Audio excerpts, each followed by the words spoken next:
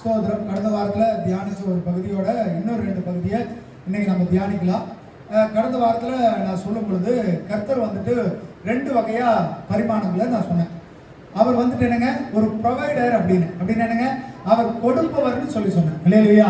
அதுக்கு உதாரணம் என்ன சொன்னாங்க, கர்த்தர் கொடுப்பதற்கு 5 அப்ப 2 மீனை பல பேருக்கு கொடுத்தாரு.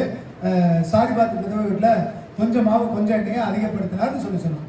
அதே போல இன்னொன்று பார்த்தோம் என்னங்க, கர்த்தர் கொடுப்பவர். இன்னொன்று சொன்ன என்ன சொன்னாங்க, என்னங்க, யாருங்க, கர்த்தர் விடுவிப்பவர். அல்லேலூயா.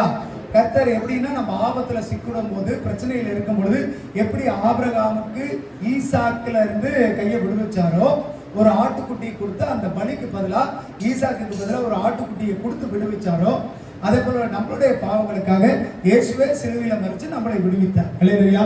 அப்ப 2 பார்த்தா, முதலாவது வந்துட்டு என்னங்க, அவர் கொடுப்பவர், அவர் விடுவிப்பவர்னு சொல்லி. அல்லேலூயா.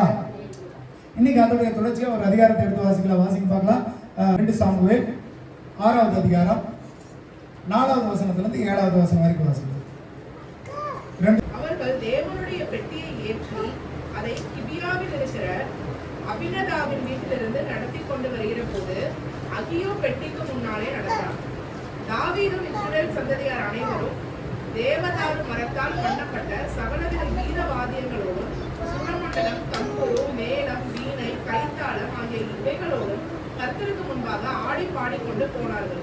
அவர்கள் நாகோனின் களம் இருக்கிற இடத்திற்கு வந்தபோது மாடுகள் மிரண்டு பெட்டியை அசைத்தபடியினால் ஊசா தேவனுடைய பெட்டியினுமாய் தன் கையை நீட்டி அதை பிடித்தார். அப்பொழுது கர்த்தருக்கு ஊசாவின் மேல் கோபம் உண்டது. அவனுடைய துணிவின் நிமித்தம் தேவன் அங்கே அவனை அடித்தார். அவன் அங்கே தேவனுடைய பெட்டி அண்டையிலே செத்தான். ஆமென். அல்லேலூயா. மூன்றாவது நீங்க கத்துக்கிறது, அவர் தண்டிக்கிறவர். அல்லேலூயா. இயேசு யாருங்க, கர்த்தர். அவர் தண்டிக்கிறவர். அவர் பல ரூபங்கள் எடுத்திருந்தாலும் அதுல ஒரு வகையான கேட்டகரி கர்த்தருக்கு என்ன தெரியுங்களா, இஸ் a punisher. அப்படின்னா அவர் உங்களை தண்டிக்கிறவராக இருக்கிறார். அல்லேலூயா. அவர் எதுக்காக தண்டிக்கணும், கர்த்தர் தண்டிக்காம விட்டுறலாமே, மன்னிப்பே விட்டுறலாமே அப்படின்னு சொன்னா, தண்டிக்காம இருந்தா தப்புகளை தடுத்து நிறுத்த முடியாது. அல்லேலூயா. இந்த இடத்துல என்ன நடக்குது பாருங்க, ஒரு கர்த்தருடைய பெட்டியை எடுத்துட்டு வர்றதுக்காக பயபக்தியோட ஒரு புது வண்டியில, மாட்டு வண்டியில காளைகள் கொண்டு செல்லும் பொழுது ஒரு இடத்துக்கு வரும் பொழுது அந்த மாடு கல்லு மேல ஏறுது, வண்டி புரளுது.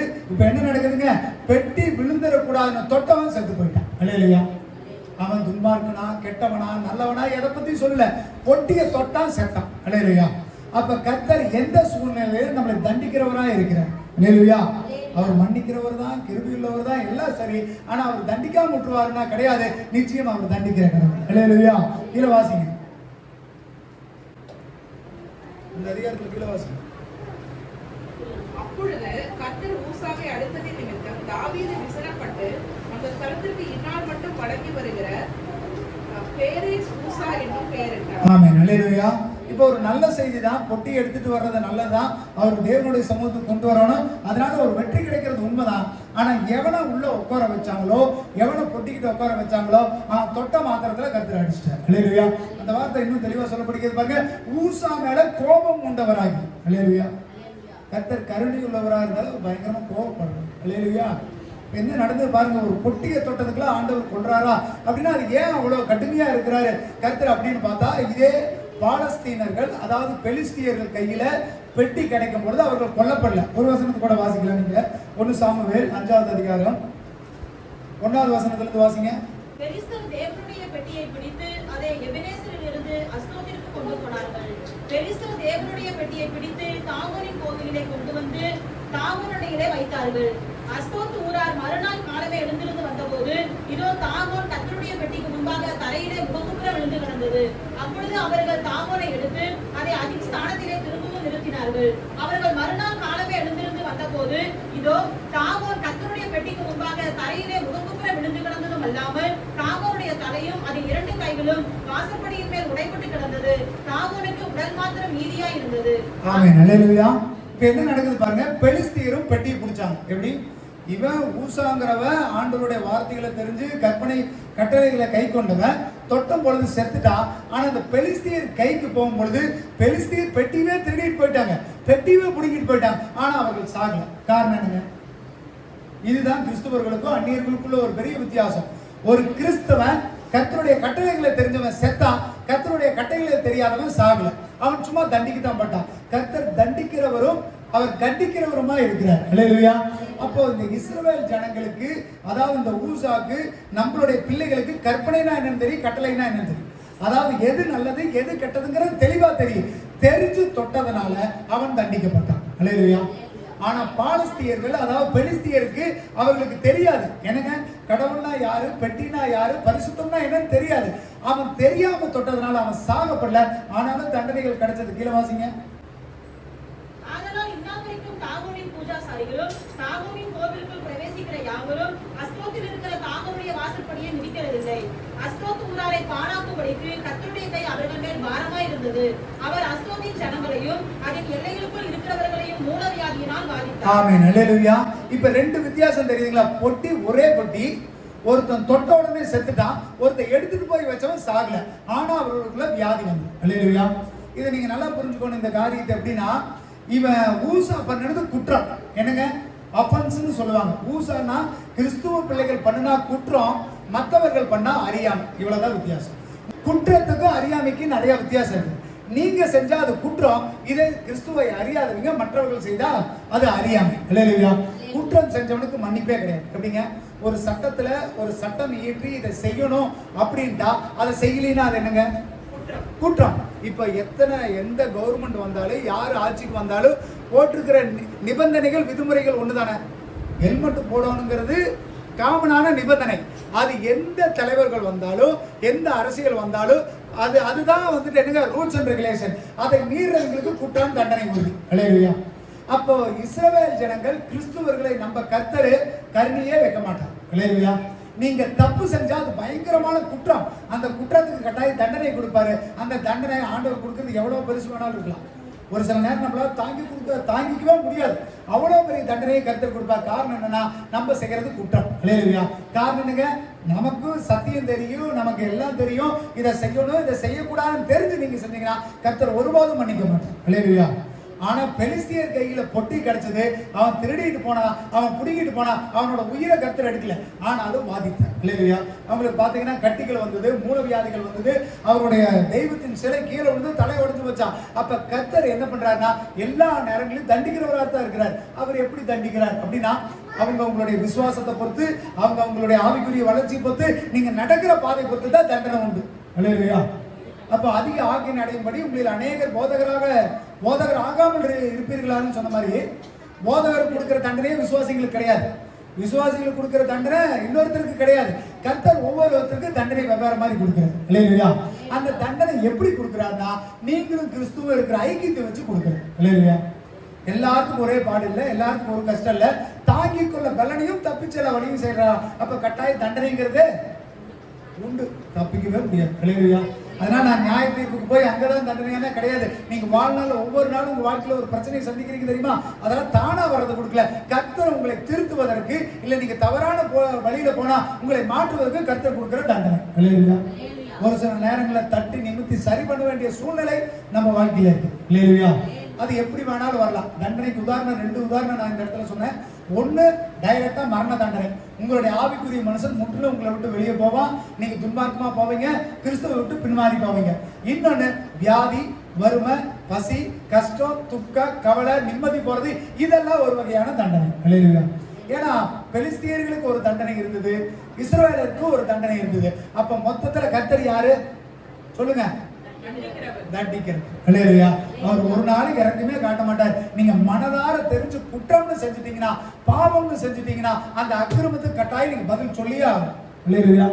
கர்த்தருக்கு விரோதமா நீங்க முறுமுறுத்தீங்க, தலையை திருப்பினீங்கன்னு சொன்னா, கர்த்தருக்கு பிடிக்காத வேலையை செஞ்சீங்கன்னு சொன்னீங்கன்னா, நீங்க தண்டனையில இருந்து தப்பவே முடியாது. இல்லையா?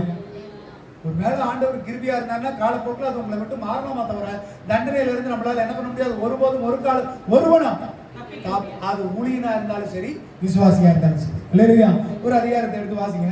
யாத்ராகமம் 32வது அதிகாரம் 1வது வசனத்திலிருந்து வாசிங்க. இறங்கி வர தாமதிக்கிறதை ஜனங்கள் கண்டபோது அவர்கள் ஆரோனிடத்தில் கூட்டம் கூடி அவனை நோக்கி, எகிப்து தேசத்திலிருந்து எங்களை அழைத்துக் கொண்டு வந்த அந்த மோசேக்கு என்ன சம்பவித்ததோ அறியோம். ஆதலால் நீர் எழுந்து எங்களுக்கு முன் செல்லும் தெய்வங்களை எங்களுக்காக பழியாக உண்டு பண்ணும் என்றார்கள். அதற்கு ஆரோன், உங்கள் மனைவிகள் குமாரத்திகளுடைய காதுகளில் இருக்கிற பொன்னணிகளை கலற்றி என்னிடத்தில் கொண்டு வாருங்கள் என்றார். ஜனங்கள் எல்லாரும் தங்கள் காதுகளில் இருந்த பொன்னணிகளை கலற்றி ஆரோனிடத்தில் கொண்டு வந்தார்கள். அவர்கள் கையிலிருந்து அவன் அந்த பொன்னை வாங்கி சிற்பக்கருவியினால் கருப்பிடித்து ஒரு கன்றுக்குட்டியை வார்ப்பித்தார். அப்பொழுது அவர்கள், இஸ்ரவேலரே, உங்களை எகிப்து தேசத்திலிருந்து அழைத்துக் கொண்டு வந்த உங்கள் தெய்வங்கள் இவைகளே என்றார்கள். ஆமென், அல்லேலூயா. இப்ப ஆரோன் ஒரு வேலை செய்யறாரு. என்ன தெரியுமா பண்றாரு? ஒரு ஊழியன். இப்ப நம்ம யாரை பார்த்தோம்? ஆண்டவர் தண்டிப்பாருன்னு சொல்லி ஒரு சாதாரண மக்களை பார்த்தோம். இப்ப ஊழியன் தப்பு செஞ்சா தண்டனை உண்டா அப்படிங்கிற ஒரு கேள்வி இருக்கு இல்லையா? கர்த்தர் பாரபட்சமற்றவர். கர்த்தர் யாருங்க? சின்னவனையும் விட மாட்டாரு, பெரியவனையும் விட மாட்டாரு. அப்ப ஆரோனோட வாழ்க்கையில ஒண்ணு நடக்குது. என்ன நடக்குது பாருங்க. மோசே மலைக்கு ஏறி போயிடுறாரு. இஸ்ரவேல் ஜனங்க கீழே இருக்கிறாங்க. 40 நாள் இரவும் பகலும் மோசே மேல இருக்கும்போது இந்த ஜனங்கள் சொல்றாங்க, ஏப்பா நீ வந்துட்டு எங்களுக்கு தெய்வமும் இல்ல, மோசேவும் மேல போனவரை காணா, உயிரோட இருக்கிறாரா என்னன்னு தெரியல, எனக்கு ஒரு தெய்வத்தை உண்டாக்குன்னு சொன்னோன்னே ஆரோன் என்ன பண்ணிட்டாரு? டக்குன்னு எல்லா பொண்ணு ஆபரணங்களை கழட்டி ஒரு கண்ணுக்குட்டி உருவாக்கிட்டு ஒரே வார்த்தை சொல்றாரு, இஸ்ரவேல், அதாவது எகிப்திலிருந்து இருந்து உங்களை கூட்டு வந்த கடவுள் கண்ணுக்குட்டி தான். அல்லேலூயா. இது எவ்வளவு பெரிய மோசமான நிலைமை பாருங்க. இவர் உயிருக்கு பயந்துகிட்டு, இவர் உயிரை கையில புடிச்சுக்கிட்டு ஒரு கண்ணுக்குட்டியே கடவுள்னு சொல்லிட்டார். அல்லேலூயா. அநேக நேரங்களில் ஊழியரோட நிலைமை எப்படி தெரியுமா? இவ்வளவு பெரிய பாடுகள் நிறைஞ்சதுதான். என்னங்க, சந்தோஷமா ஜாலியான்லாம் நீங்க நினைக்காதீங்க. ஒரு உதாரணம் சொல்ற பாருங்க. நம்ம சபையிலேயே நடந்த ஒரு 2 உதாரணம் சொல்றேன். ஒண்ணு, கர்த்தர் பேசினார்னு சொன்ன உடனே சபைக்கு வராதவர்கள், சபையை விட்டு விலகி போனவர்கள் கர்த்தர் பேசின வார்த்தை உண்மைதான் நம்பி திரும்ப சபைக்குள்ள வந்தாங்க.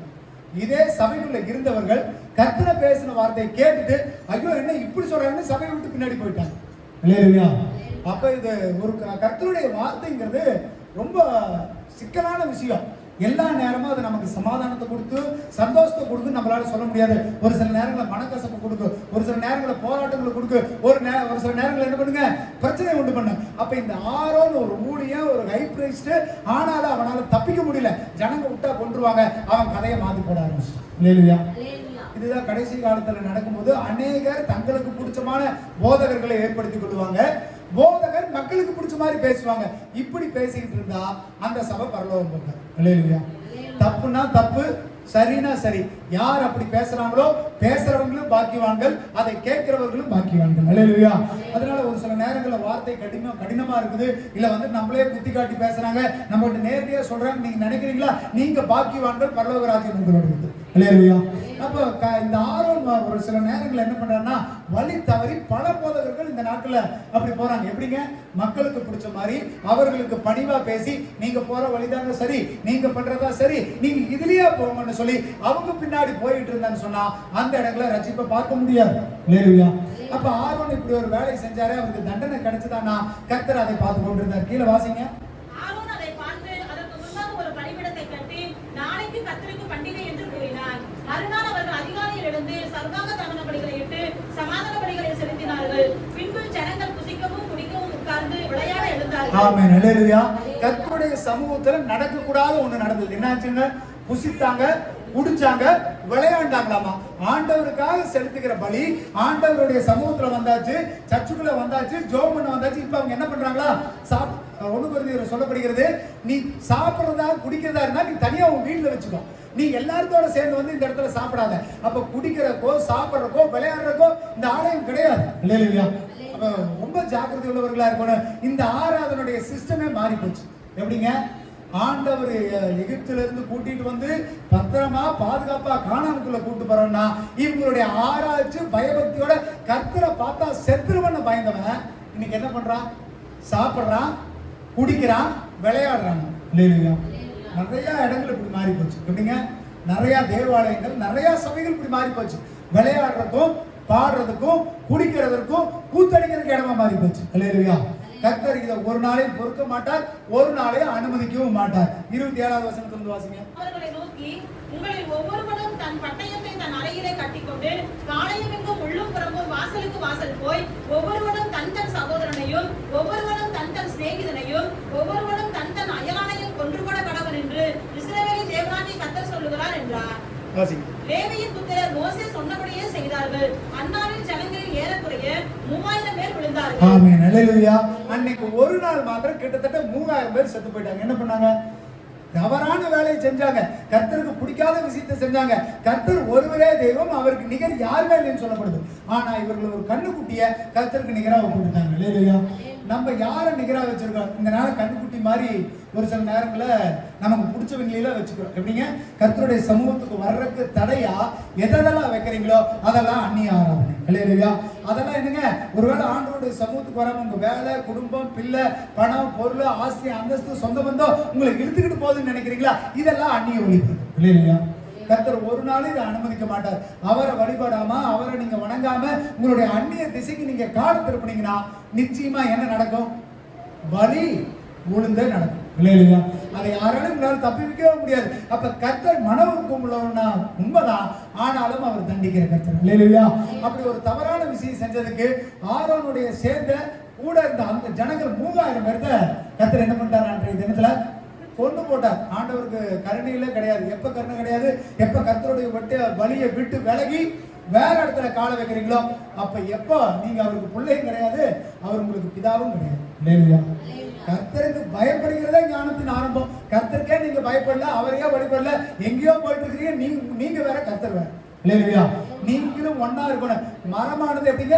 கொடியானது செடியில் இணைஞ்சிருந்தா தான் கனி கொடுக்கு. நீங்களே தனியா போயிட்டீங்களே, இனிமேல் கனி கொடுத்தா என்ன, கனி கொடுக்கலன்னா என்ன? கர்த்தர் 1 வருஷம் பார்ப்பார், 2 வருஷம் பார்ப்பார், 3 வருஷம் பார்ப்பார், கொத்துவார், ஏறு போடுவார், நீர் பாய்ச்சுவார். கனி கொடுக்கலன்னா அதோட மரத்தோட நிலைமை என்ன? ஜாக்கிரதையா இருங்க. அல்லேலூயா. இன்னொரு அதிகாரத்தை வாசிங்க. என்ன? 20வது அதிகாரம் 8வது வசனத்திலிருந்து வாசிங்க. கோலை எடுத்துக்கொண்டு நீயும் உன் சகோதரனாகிய ஆரோனும் சபையாரை கூடி வரச் செய்து அவர்கள் கண்களுக்கு முன்னே கண்மலையை பார்த்து பேசுங்கள். அப்பொழுது அது தன்னிடத்தில் உள்ள தண்ணீரை கொடுக்கும். இப்படி நீ அவர்களுக்கு கண்மலையிலிருந்து தண்ணீர் புறப்பட பண்ணி சபையாருக்கும் அவர்கள் மிருகங்களுக்கும் குடிக்க கொடுப்பாய் என்றார். அப்பொழுது மோசே தனக்கு கர்த்தர் கட்டளையிட்டபடியே கர்த்தருடைய சன்னதியில் இருந்த கோலை எடுத்தார். மோசேயும் ஆரோனும் சபையாரை கண்மலைக்கு முன்பாக கூடிவர செய்தார்கள். அப்பொழுது மோசே அவர்களை நோக்கி, கலகக்காரரை கேளுங்கள், உங்களுக்கு இந்த கண்மலையிலிருந்து நாங்கள் தண்ணீர் புறப்பட பண்ணுவோமோ என்று சொல்லி தன் கையை ஓங்கி கண்மலையை தன் கோலினால் 2 தரம் அடித்தான். உடனே தண்ணீர் ஏராளமாய் புறப்பட்டது. சபையார் குடித்தார்கள், அவர்கள் மிருகங்களும் குடித்தது. பின்பு கர்த்தர் மோசேயும் ஆரோனையும் நோக்கி, இஸ்ரவேல் புத்திரரின் கண்களுக்கு முன்பாக என்னை பரிசுத்தம் பண்ணும்படி நீங்கள் என்னை விசுவாசியாமல் போனபடியினால் இந்த சபையாருக்கு நான் கொடுத்த தேசத்துக்குள் நீங்கள் அவர்களை கொண்டு போவதில்லை என்றார். ஆமென். அல்லேலூயா. என்ன நடந்துச்சு பாருங்க. மோசே கர்த்தருடைய ஊழியன், ஆரோன் கர்த்தருடைய ஊழியன். கர்த்தர் சொன்ன வார்த்தையை மாத்தி செஞ்சுட்டாங்க. எப்படி? அவர் பேசினாரு, இவங்க அடிச்சுட்டாங்க. இப்போ நிலைமை என்னாச்சு பாருங்க. மோசேவி ஆரோனை கர்த்தர் சொல்லிட்டாரு, நீங்க கானானுக்குள்ள அவங்களை கூட்டிட்டு போவதில்லை. கானானுக்குள்ள போவதற்கு முன்பாகவே மோசேவும் ஆரோனும் இறந்து போனாங்க. அல்லேலூயா. பாருங்க, மோசே சொன்ன வேலையை அவர் கரெக்டா செய்யல, தவறான வேலையை செஞ்சுட்டாரு, மாத்தி செஞ்சுட்டாரு. கண்மலைகிட்ட பேசினா அடிச்சாரு. மோசே ஆரோனுடைய வாழ்க்கை மாறி போச்சு. அல்லேலூயா. ஆனா இந்த தண்டனையில ஏற்றத்தாழ்வு உங்களுக்கு புரியுதா? அதாவது எகிப்திய ஜனங்கள், அதாவது இஸ்ரவேல் ஜனங்களை பாவம் பண்ண 3000 பேர்த்த கொன்னுட்டார். ஆனா ஆரோன் சாகல. அன்னைக்கு ஏன் சாகல சொல்லுங்க? அன்னைக்கு ஊசா தொட்டா செத்து போனான். ஆனா பாலஸ்தீனர்கள் சாகல. அதுக்கு நான் காரணம் என்ன சொன்னேன்? ஊசா செஞ்சது என்னங்க? குற்றம். அதாவது பாலஸ்தீனர்கள் செஞ்சது அறியாமை. இந்த இடத்துல நடந்தது என்ன தெரியுமா? ஆரோன் ஜனங்களோட இருக்கும் பொழுது ஜனங்கள் செஞ்சது குற்றம். குடிச்சு வெறிச்சு ஆடினாங்க. ஆனா ஆரோன் தன்னை காப்பாத்திக்கிறதுக்காக அவர்கள் சொல்லுவதை அவன் செஞ்சான். அவன் உயிரை காப்பாத்துறதுக்காக. இதுல இன்னொன்னு என்னன்னா, ஆரோனை கொல்ல முடியாது. காரணம்னா அவன் ஒரு ஊழியன், மக்களை நடத்துறவன். அவனை கொண்டா சட்டம் மாறி. அல்லேலூயா. அதனால உங்களுக்கு தண்டனை உறுதி, ஊழியனுக்கு தண்டனை உறுதி. ஆனா தண்டனையில வேறுபாடு இருக்கு. அது எப்படி வேறுபாடுன்னு நான் சொன்னேன். அவர்களுடைய விசுவாசத்தை பொறுத்து, உங்களுக்கு கிறிஸ்துவுக்கு இருக்கிற ஐக்கியத்தை பொறுத்து, எவனை மன்னிக்க சித்தமா இருக்கிறாரோ அவனை என்ன பண்றாரு? எவன் மேல கிருபியா இருக்க சித்தம் வச்சிருக்கிறாரோ உங்களுக்கு இருக்கிற தண்டனையே எனக்கு வரணும்னு சொல்ல முடியாது. இல்லையா? எனக்கு கொடுக்கிற தண்டனையே கருத்து உங்களுக்கு கொடுப்பான்னு சொல்ல முடியாது. அப்ப தண்டனை வேறு விதம். ஆனா அவன் தண்டிக்காம மட்டும் விட மாட்டான். இல்லையா? சொல்லுங்க. தண்டனை பல விதம், தண்டிக்காம மட்டும் விட மாட்டான். அப்ப நீங்க உங்க வாழ்க்கையில வர்ற பாடுகள், பிரச்சனைகள், போராட்டங்கள் எதுவா இருந்தாலும், ஏதோ நீங்க வழி மாறி போயிருக்கிறீங்க, ஏதோ திசை மாறி போயிருக்கிறீங்க, அதனாலதான் இன்னும் தண்டிக்கப்பட்டு இருக்கிறீங்க. அல்லேலூயா. அப்ப கர்த்தர் மோசேக்கும் ஆரோனுக்கும் ஒரு தண்டனை கொடுத்தார்.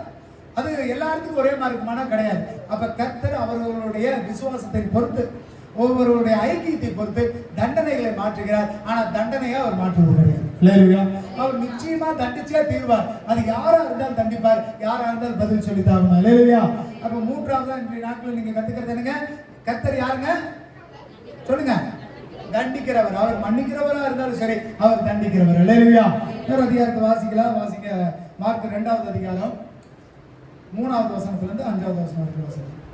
அப்பொழுது 4 பேர் ஒரு திமிர்வாதக்காரனை சுமந்து கொண்டு அவரிடத்தில் வந்தார்கள். ஜனக்கூட்டத்து நிமித்தம் அவருக்கு சமீபமாய் சேரக்கூடாமல் அவர் இருந்த வீட்டில் மேற்கூரையை பிரித்து திறப்பாக்கி திமிர்வாதக்காரன் கிடக்கிற படுக்கை இறக்கினார்கள். இயேசு அவர்கள் விசுவாசத்தை கண்டு திமிர்வாதக்காரனை நோக்கி, மகனே, உன் பாவங்கள் உனக்கு மன்னிக்கப்பட்டது என்றார். அங்கே உட்கார்ந்திருந்த வேதபாரகரில் சிலர், இவன் இப்படி தேவதூஷணம் சொல்லுகிறது என்ன?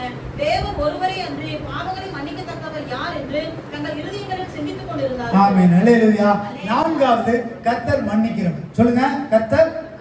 கர்த்தர் மன்னிக்கிறவர். அவர் எப்படி மன்னிப்பார்னா, அவர் மன்னிச்சார்னா நம்மளுடைய பிசிக்கல் ப்ராப்ளம் பாரு. எப்படிங்க? உலகத்திலேயே ஒருத்தரால மட்டும்தான் ஒரே இன்ஜெக்ஷன்ல ரெண்டையுமே பண்ண முடியும். என்ன பண்ண முடியும்? உங்களுடைய நோயும் தீரும், உங்க பாவமும் தீரும். அல்லேலூயா. அது இயேசுவால மாத்திரம் தான் முடியும். அவர் சொன்னார்னா உங்களுக்கு நோயும் மாறும், உங்களுடைய பாவமும் மாறும். அல்லேலூயா. அப்ப கர்த்தர் 4வதா யாருங்க? மன்னிக்கிறவர். அவர் மன்னிச்சார்னா உங்க வியாதி மாறிடும், உங்களுடைய பாவமும் மாறிடும். அப்ப திமிர்வாதக்காரனை பார்த்து கர்த்தர் சொல்றாரு, ஒரு 4 பேர் என்ன பண்ணாங்க, அவனால நடக்க முடியாது, கை கால் கட்டி இருக்கு, கூரையை பிரிச்சு கீழே இருக்கிறாங்க. கர்த்தர் பார்த்தாரு, அவருடைய விசுவாசத்தை பார்த்தாரு. கர்த்தர் ஒரே வார்த்தை சொன்னாரு, உன் பாவங்களும் உனக்கு மன்னிக்கப்பட்டதுங்க. அல்லேலூயா. பாவம்னா பாவம் மன்னிச்சாலே வியாதி தனக்குள்ள என்ன பண்ணிடும், அவனை விட்டு போயிடுச்சு. அப்ப உங்களுடைய வியாதி இருக்குன்னு சொன்னா, உங்களுக்குள்ள பலவீனம் இருக்குன்னு சொன்னா, கர்த்தரை நோக்கி கேளுங்க, கர்த்தாவே என்னுடைய பாவத்தை மன்னிங்கன்னு கேளுங்க. அல்லேலூயா. பாவத்தின் சம்பளம் தான் என்னங்க? எந்த ஒரு பாவமும் உள்ளுக்குள்ள போயிடுச்சுன்னா அது என்ன பண்ணுமா? கருத்தடிச்சு அது என்ன பண்ணும்? அந்த வசனம் என்னங்க? கர்ப்பம் தரித்து பாவத்தை பிறப்பிக்கும், பாவம் பூரணமாகும் போது மரணத்தை பிறப்பிக்கும். அவ்வளவுதான். பாருங்க, இச்சை ஒரு ஆசை பாவத்தை என்ன பண்ணும்? கர்ப்பம் தரிக்குமா? அது கடைசியா மரணத்துல கொண்டு போய் முடிச்சிருமாமா. அல்லேலூயா. அப்போ இந்த இடத்துல சொல்லப்படுகிறது பாருங்க, கர்த்தர் பாவத்தை மன்னிச்சிட்டாருன்னா, அதாவது முளையிலேயே கிள்றதுன்னு சொல்லுவாங்க தெரியுமா, அது அப்பவே அழிச்சிட்டாருன்னா அது மரமாகாது, விருட்சமாகாது, கனி வராது, அந்த கசப்பான கனி உங்க வாழ்க்கையை கெடுத்துறாரு. அல்லேலூயா. அப்ப கர்த்தரால மட்டும்தான் பாவத்தை மன்னிக்க முடியும். அவர் மன்னிக்கிறவர். அவர் பாவத்தை மட்டுமல்ல, உங்களுடைய வியாதியை மன்னிக்கிறவர். அல்லேலூயா. அப்ப இந்த பாவத்துக்கு வியாதிக்கு நிறைய கனெக்ஷன் இருக்குது. அப்ப நம்ம சரீரத்துல வர்ற எல்லா வியாதிக்கும் ஏதோ ஒரு பாவம் தான் காரணம். அல்லேலூயா. நம்மளுடைய துர்க்குணத்துல இழுத்து சத்துரு நம்மளை தள்ள பண்ணி ஏதோ ஒரு பாவத்தினால் நம்மளுடைய வியாதி கொண்டு வந்திருந்தானா, கர்த்தர் பார்த்து சொல்றாரு, உன் பாவங்கள் உனக்கு மன்னிக்கப்பட்டது. அல்லேலூயா. எப்ப நம்மளுடைய பாவங்கள் மன்னிக்கப்படுதோ அப்பதான் வியாதி நம்மளை விட்டு போகும். அல்லேலூயா. வியாதிங்கிறது நீங்க நினைக்கிற மாதிரி உடம்புல வர வியாதி மட்டும் கிடையாது, மனசுல வருகிற எல்லாமே என்னங்க? மாம்சத்தின் கிரியைகள் அத்தனையும் பாவம். அது என்னங்க? வேசித்தனம், விபச்சாரம், களவு, பொய், கோபம், இது எல்லாமே சேர்ந்தது. அத்தனையுமே கிட்டத்தட்ட ஒரு 17 வகை இருக்குது. கலாத்தியர்ல சொல்லப்படுகிறது, மாம்சத்தின் கிரியைகள் அத்தனையுமே பாவம். இது எல்லாம் தான் பாவம். எனக்கு உடம்புல உடனே காய்ச்சல் வந்துருச்சு, நான் பாவியா? இல்ல எனக்கு உடம்புல வேற ஏதாவது வியாதி வந்துருச்சு, பாவியானா? அது கிடையாது. உங்க சிந்தனையில இருந்து உருவாகிற ஒவ்வொன்றும் பாவம் தான். இல்லையா?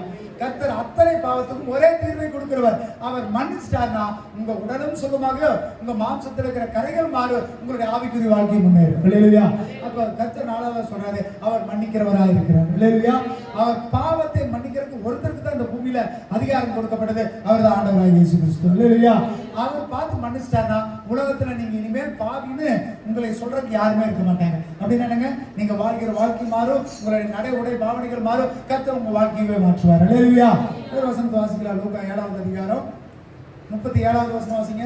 அப்பொழுது அந்த ஊரில் இருந்த பாவியாகிய ஒரு ஸ்திரீ அவர் பரிசேயன் வீட்டிலே பந்தியிருக்கிறதை அறிந்து ஒரு பரணியில் பரிமள தைலம் கொண்டு வந்து அவருடைய பாதங்களின் அருகே பின்னாக நின்று அழுது கொண்டு அவருடைய பாதங்களை தன் கண்ணீரினால் நனைத்து தன் தலைமயிரினால் துடைத்து அவருடைய பாதங்களை முத்தம் செய்து பரிமள தைலத்தை பூசினாள்.